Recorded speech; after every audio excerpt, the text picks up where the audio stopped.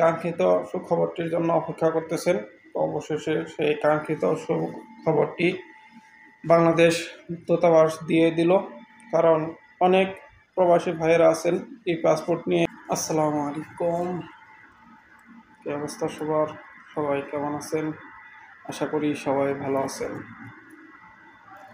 তো আজকে চলে আসছি সৌদি প্রবাসীদের জন্য একটি সুখবর নিয়ে, যে কাঙ্ক্ষিত সুখবরের জন্য সবাই এতদিন যাবৎ অপেক্ষা করতেছেন।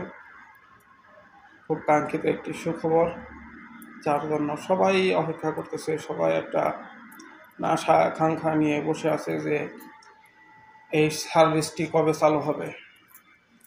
সেই সার্ভিসটির ঘোষণা কালকে দিয়ে দিয়েছে। সেটা হচ্ছে সৌদি আরবে বাংলাদেশিদের ই পাসপোর্ট সেবা চালু করতেছে।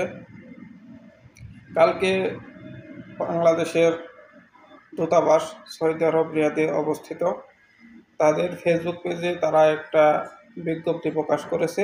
বিজ্ঞপ্তিটি আমি আপনাদের মাঝে তুলে ধরছি, আপনারা স্ক্রিনে দেখতে পারতেছেন।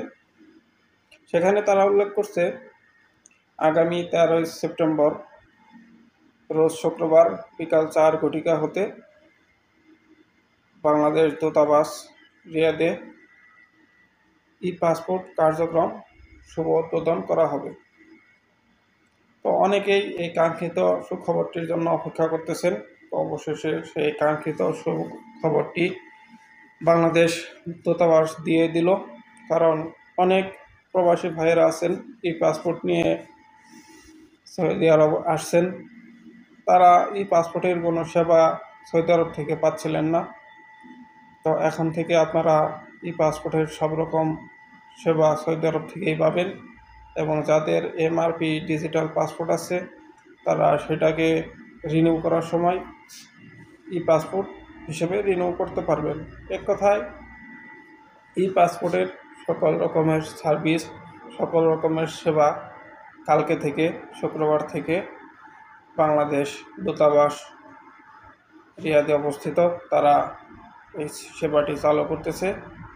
তো ধন্যবাদ জানাই বাংলাদেশ সরকারকে এবং বাংলাদেশ দূতাবাসকে, তারা প্রবাসীদের জন্য এই সেবাটি দ্রুত চালু করার জন্য।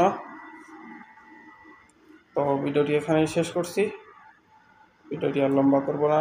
আপনারা ভিডিওটি শেয়ার করে দিবেন এবং চ্যানেলটি সাবস্ক্রাইব করে দিবেন, ফেসবুক পেজটি ফলো দিয়ে দিবেন এবং যে যেখানেই থাকেন না কেন সবাই 5 ওয়াক্ত নামাজ পড়ার চেষ্টা করবেন ইনশাল্লাহ। সবার সুস্থতা সফলতা কামনা করে ভিডিওটি এখানে শেষ করছি। আল্লাহ হাফেজ, আসসালামু আলাইকুম।